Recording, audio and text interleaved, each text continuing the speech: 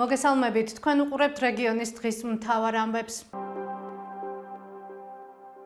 ვალეში სტალინის ქუჩაზე მცხოვრებლები წლებია კორპუსების რეაბილიტაციას ითხოვენ. ჩვენ ადგილზე ვიმყოფებოდით და მოსახლეობას გავესაუბრეთ, გთავაზობთ სიუჟეტს. ახალციხის ქალაქი ვალე საქართველოს თურქეთის საზღვრის პირას მდებარეობს. ამ დასახლების გავლა მოგიწევთ თუ ვალეს საბაჟო გამშვები პუნქტიდან გსურთ საქართველოსდან გასვლა ან პირიქით. თქვენ კადრებში სტალინის ქუჩაზე განლაგებულ საცხოვრებელ კორპუსებს ხედავთ. ისინი დაზიანებულია და რეაბილიტაციას საჭიროებს. ადგილობრივები გვეუბნებიან, რომ ზოგიერთი კორპუსი ავარიულია, თუმცა ამის მიუხედავად იძულებულები არიან იქ ცხოვრება განაგრძონ. აქ მცხოვრებლები ასევე ამბობენ, რომ კორპუსების გამაგრება რეაბილიტაციის დაპირება მერიამ წლების წინ გასცა, თუმცა შენობების ნაწილი ამ დრომდე არ შეკეთებულა. ავარიული კორპუსების პრობლემა წლებია აწუხებს ვალის მკვიდრებს. ჩვენ არაერთხელ მივმართეთ არა მხოლოდ ამ ადგილობრივ თვითმმართველობას, არამედ წინა თვითმმართველობებსაც და მუდმივად სადაც კი რამე შეხება გვექნებოდა თვითმმართველობასთან, სულ ვთხოვდით, რომ იქნება რაიმენაირად მიეხედათ. კიდევ კარგი რომ მოხდა ის სახურავების შეკეთება, წყალი მაინც აღარ ჩამოდის, თუმცა ავარიული შენობები ისევ იგივე პრობლემა არის, აქ მუდმივად გადაადგილდება დიდი ტრანსპორტი, ეგრეთ წოდებული ტრაილერები და მუდმივად ისეთ შეგრძნება გვაქვს, რომ სამბალიანი მიწისძვრა მაინც აგვაქვს ხოლმე და იმდენად ავარიულია, რომ ერთ ჯერზე ის ფასადიც კი ჩამოინგრა და ხმაურმა გაგვაღვიძა და მე რომ გამოვიხედეთ ირგვლივ არაფერი არ იყო, მადლობა ღმერთს დანგრეული და ჩამოშლილი, მე დავაკვირდით, რომ ზედა მხრიდან ის ფასადი მთლიანად იყო ჩამონგრეული და კიდევ არის ნაწილები, სადაც გამოწეულია და ინგრევა. ასევე არის კორპუსები, სადაც ნაპრალები აქვს კორპუსებს და შეკეთებას საჭიროებს. რა გეგმა აქვს ახალციხის მერიას? უწყებაში გვეუბნებიან, რომ ვალეში კორპუსების რეაბილიტაცია იგეგმება, თუმცა ვერ აზუსტებენ ვერც თარიღს და ვერც კონკრეტულ კორპუსს. საზოგადოებასთან ურთიერთობის სამსახურში გვითხრეს, რომ ინფორმაციას მოგვიანებით მოგვაწოდებენ. ეს არ არის ერთადერთი ქუჩა ვალეში, სადაც კორპუსები ავარიულია და რეაბილიტაციას საჭიროებს. იგივე ვითარებაა ვალის მეორე შახტის დასახლებაში, სადაც მოსახლეობა ათობით წელია იძულებულია ავარიულ ბინებში იცხოვროს. კორპუსების გამაგრების ან დანგრევის და ახლის აშენების დაპირება ქართულმა ოცნებამ ჯერ კიდევ 2012 წელს გასცა. მეორე შახტის შესახებ განახლებულ რეპორტაჟს მოგვიანებით შემოგთავაზებთ. ახალციხის მუნიციპალიტეტის 2026 წლის ბიუჯეტის პირველი ვერსიით მუნიციპალიტეტში ინფრასტრუქტურის განვითარებისთვის 10 მილიონზე მეტი ლარის გამოყოფა იგეგმება. აქ შედის საცხოვრებელი კორპუსების კეთილმოწყობაც, თუმცა კონკრეტულად რომლის მითითებული არ არის. საქართველოში სულ უფრო ნაკლები მიწა მუშავდება, რატომ მცირდება ნათესი ფართობები? გთავაზობთ ჩვენი პარტნიორი მედია აგროგარემო ტივის სიუჟეტს.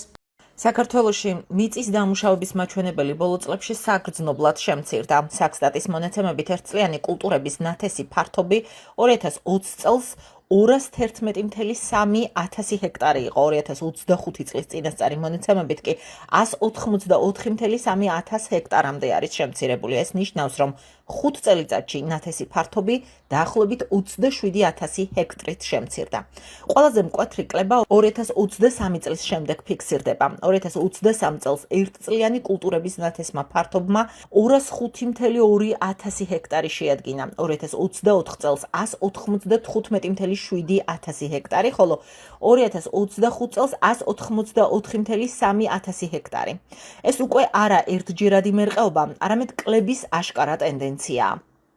ამ მონაცემების ანალიზისას მნიშვნელოვანია ზუსტი განმარტება. საქსტატი ყოველწლიურად არ აქვეყნებს პირდაპირ მაჩვენებელს, სასოფლო-სამეურნეო სავარგულების რა პროცენტია დამუშავებული და რა პროცენტი დაუმუშავებელი, თუმცა ნათესი ფართობების შემცირება აჩვენებს, რომ ფერმერები ნაკლებ მიწას იყენებენ ერთწლიანი კულტურების მოსაყვანად. მთავარი მიზეზი ეკონომიკურია, მიწის დამუშავება გაძვირებული. ფერმერს სჭირდება საწვავი, ტექნიკა, სასუქი, შხამქიმიკატები, მუშახელი, სარწყავი წყალი და ტრანსპორტირება. ამ ხარჯების ზრდის ფონზე პროდუქციის ჩაბარების ფასი ხშირად არ იძლევა გარანტიას, რომ გაწეული ხარჯი დაბრუნდება. პრობლემას ამძაფრებს რეალიზაციაც. მცირე ფერმერს ხშირად არ აქვს საწყობი სამაცივრე მეურნეობა სტაბილური შემსყიდველი ან პირდაპირი წვდომა საბითუმო ბაზარზე. შედეგად, მოსავლის აღების შემდეგ მას პროდუქციის სწრაფად გაყიდვა უწევს. ხშირად დაბალ ფასად. ასეთი პირობები კი მიწის დამუშავებას ბევრისთვის ფინანსურად არამომგებიანს და არამიმზიდველს ხდის. მიწის დამუშავება ბევრისთვის რისკად არის ქცეული. კიდევ ერთი ფაქტორია იმპორტთან კონკურენცია. როდესაც ბაზარზე იმპორტირებული პროდუქცია შემოდის, ადგილობრივ მწარმოებელს ფასის შენარჩუნება უჭირს, განსაკუთრებით მაშინ, თუ მისი წარმოების თვითღირებულება მაღალია. ხორბლის მაგალითი განსაკუთრებით საყურადღებოა. ამ მხრივ 2025 წელს საქართველომ 515,000 ტონაზე მეტი ხორბალი შეიძინა იმპორტით, მაშინ როცა ადგილობრივი წარმოება ბევრად მცირე გახლავთ. სტრუქტურული პრობლემაც აშკარაა. საქართველოს სასოფლო-სამეურნეო მიწები ხშირად დანაწევრებულია და ფრაგმენტებული მცირე ნაკვეთებად, მცირე ფართობებზე წარმოება ფერმერს არ აძლევს მასშტაბის ეკონომიას, ტექნიკის დაქირავება ძვირი უჯდება, თანამედროვე ტექნოლოგიების დანერგვა რთულია, ხოლო მიღებული შემოსავალი ხშირად ხარჯთან შედარებით დაბალია. ამ ყველაფერს ემატება სარწყავი წყლის პრობლემა, სოფლებში მუშახელის დეფიციტი და ახალგაზრდების მიგრაცია სოფლებიდან. ბევრ რეგიონში მიწა ფორმალურად არსებობს, მაგრამ მისი დამუშავება ფერმერისთვის ფინანსურად არამომგებიანი ხდება. ამიტომ მიწის დაუმუშავებლობა მხოლოდ აგრარული პრობლემა აღარ არის ჩვენ ქვეყანაში, ეს არის ეკონომიკური პრობლემაც, რომელიც პირდაპირ უკავშირდება სურსათის უსაფრთხოებას, იმპორტ დამოკიდებულებას, სოფლის შემოსავალს და რეგიონების განვითარებას. თუ სახელმწიფო პოლიტიკა მხოლოდ სუბსიდიებით შემოიფარგლება, პრობლემა სრულად ვერ მოგვარდება, ასეთია ექსპერტების შეფასება. ფერმერს ხშირად ჭირდება არა მხოლოდ ერთჯერადი დახმარება, არამედ სტაბილური ბაზარი, ხელმისაწვდომი ტექნიკა, იაფი ფინანსური რესურსი, სარწყავი ინფრასტრუქტურა, კოოპერაციის რეალური მექანიზმი და მოსავლის რეალიზაციის პროგნოზირებადი სისტემა. დღევანდელი მონაცემები კი აჩვენებს, რომ მიწის დამუშავების შემცირება შემთხვევითი პროცესი აღარ არის, ეს არის სიგნალი, რომ საქართველოს აგროსექტორში წარმოების ეკონომიკა ბევრ ფერმერს აღარ უტოვებს мотивაციას მიწა დაამუშავოს.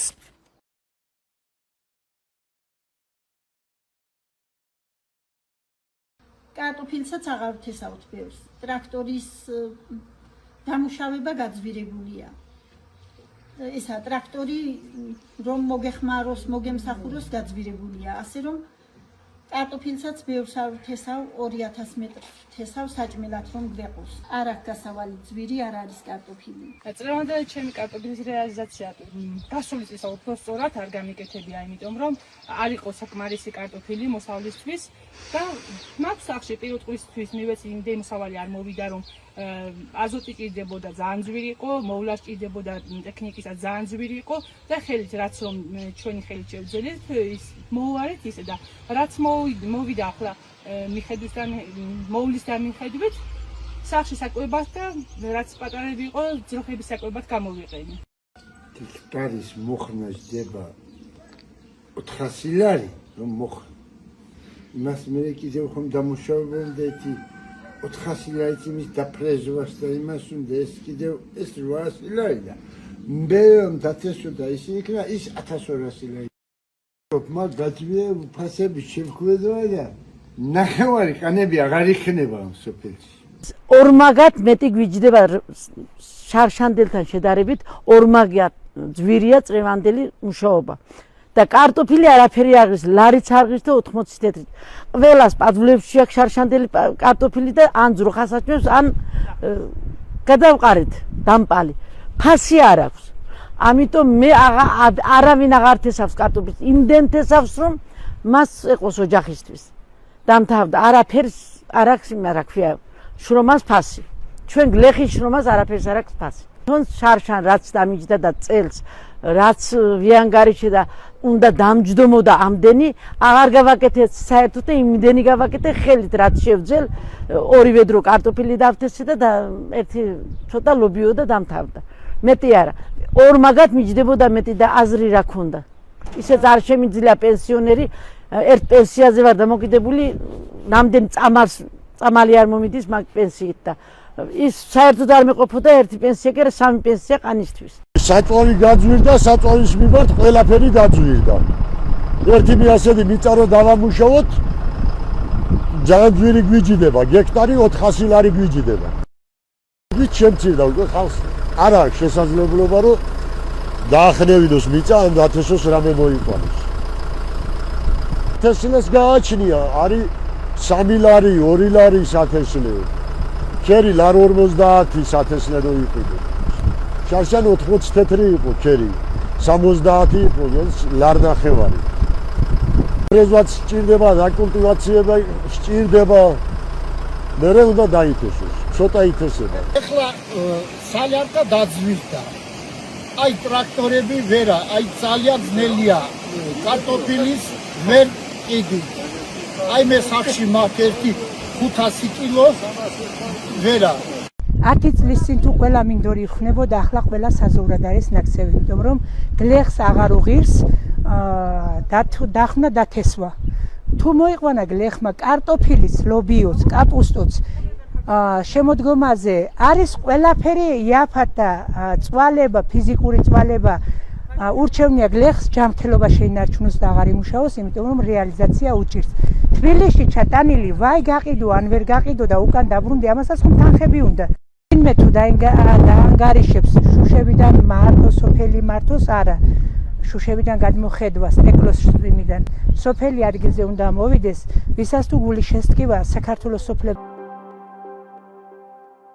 მეტი და დეტალური ინფორმაციისთვის ეთვიეთ ჩვენ ვებ და Facebook გვერდს. გმადლობთ რომ გვიყურებთ. ორ შაბათამდე.